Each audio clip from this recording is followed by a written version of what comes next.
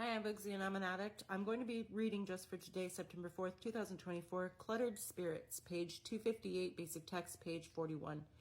We try to remember that when we make amends, we are doing it for ourselves. As long as we still owe amends, our spirits are cluttered with things we don't need.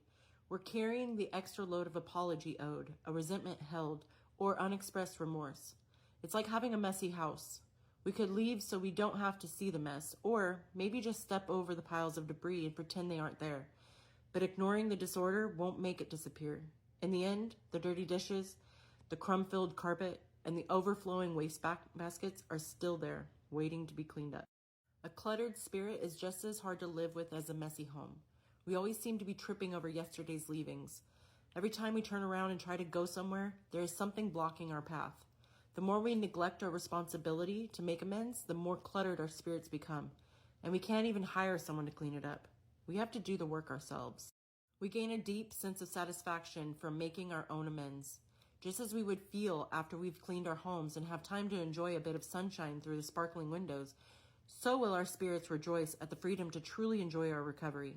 And once the big mess is cleaned up, all we have to do is pick up after ourselves as we go along.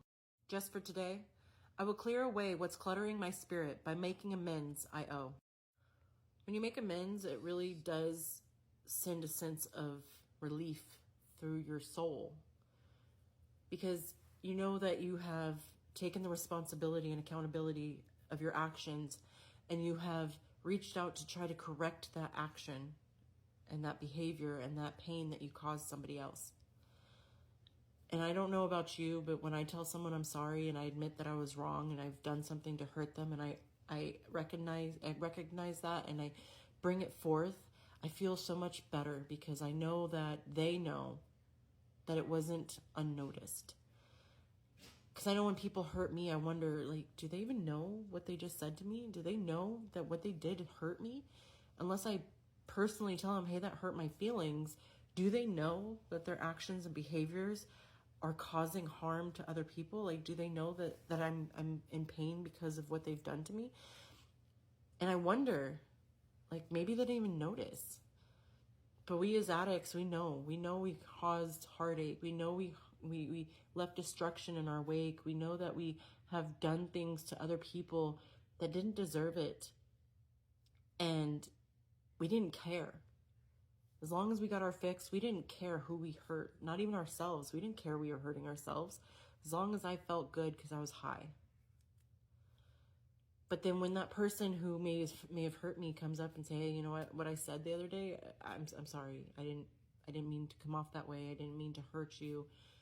And when they show remorse and they show that they understand that their behavior wasn't nice, wasn't kind, and they open up and they take that responsibility, it makes me feel good that they can recognize somebody else's, pain and somebody else's feelings, and they respect their feelings enough to apologize. And that's the same from us. Do the people that we hurt sit there wondering, like, do they know what they did to us?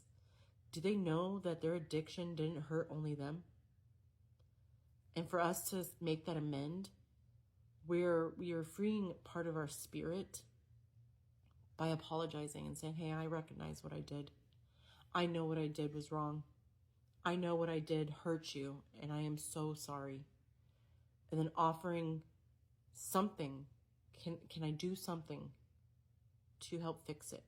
I know that I can't undo it, but is there something I can do to start the mending process? And some people may say, no, I don't want anything to do with you. You've hurt that person so much that they just cut you out because they're done. They can't risk opening their heart to you again just to be hurt again. And even if you would never hurt them again, that bridge has been crossed. It's been burnt. It's gone. It's over. And that's when you need to start making amends to yourself and cleaning up that mess that you've made within your own self, your own heart, your own spirit, your own soul. Where you need to apologize to yourself for, I don't want to say allowing, but for a lack of a better word, allowing yourself to hurt other people in a way that you did. The addiction came into your life and took control. And you need to apologize to yourself for in that moment being too weak to fight back.